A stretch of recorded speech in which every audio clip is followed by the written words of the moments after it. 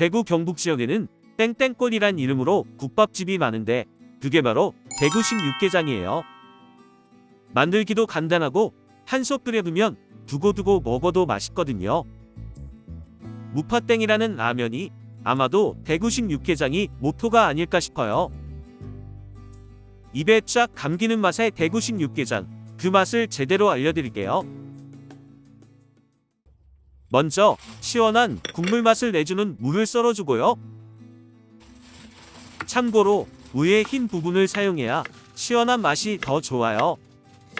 이제 이 정도는 다들 아시는 기본 상식이지요. 대파는 대구식 육개장에 빠질 수 없는 재료로 시원하면서 달달한 맛을 내줘요. 너무 많은 거 아냐? 할 정도로 충분히 준비를 해주세요.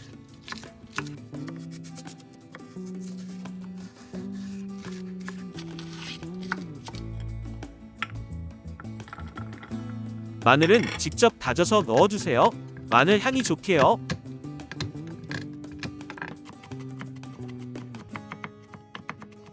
부재료들은 이거면 끝이에요. 정말 간단하지요?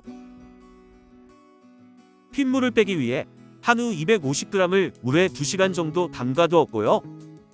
여유가 있으신 분들은 고기 양을 늘려주세요. 그럼 국물 맛이 더 좋을 거예요. 깜빡하고 넣는 걸 못 찍었는데 고추기름과 두태지방을 2스푼씩 넣어준 거예요.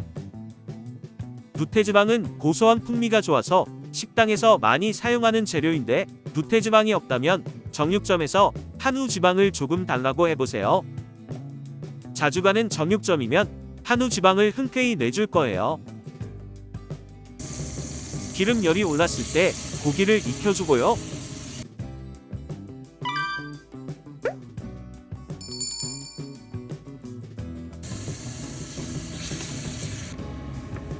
자, 고기 겉면이 익으면 고춧가루를 넣어주면 돼요.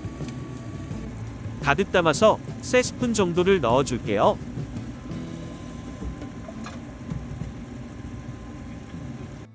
더 센 맛을 원한다면 고춧가루를 더 넣어주면 돼요. 고춧가루를 넣고 볶는 시간은 20초 정도면 충분해요. 탈 것 같으면 물을 조금 넣어서 달래주면 되고요. 고춧가루를 볶아서 풋내를 날렸으면 이제 물을 넣어주면 돼요. 물을 넣고 볶는 시간은 딱 2분이면 충분해요. 양이 많다면 시간을 조금 늘려주세요.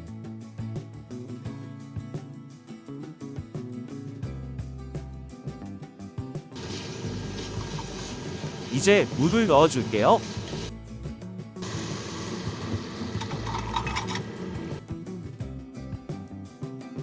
물량은 2리터 정도 되는 양이에요.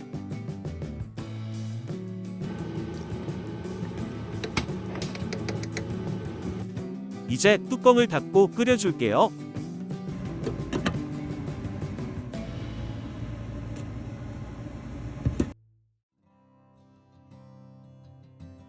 항상 그렇듯이 거품, 불순물은 제거를 해주세요.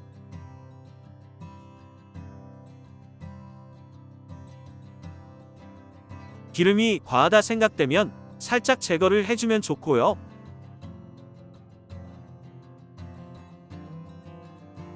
대파가 들어갈 시간이네요.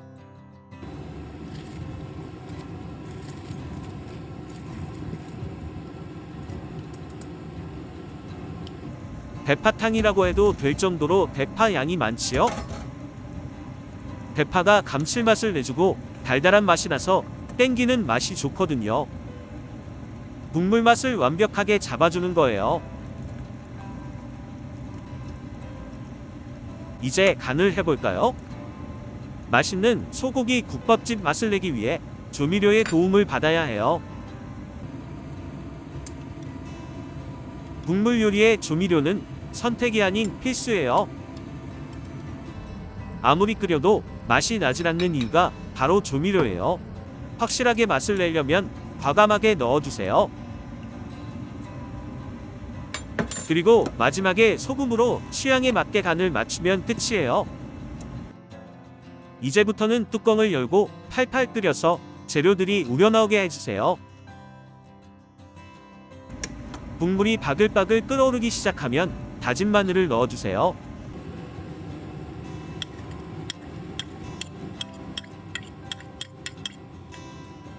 절반만 넣고 남은 마늘은 마지막에 고명으로 올려줄게요.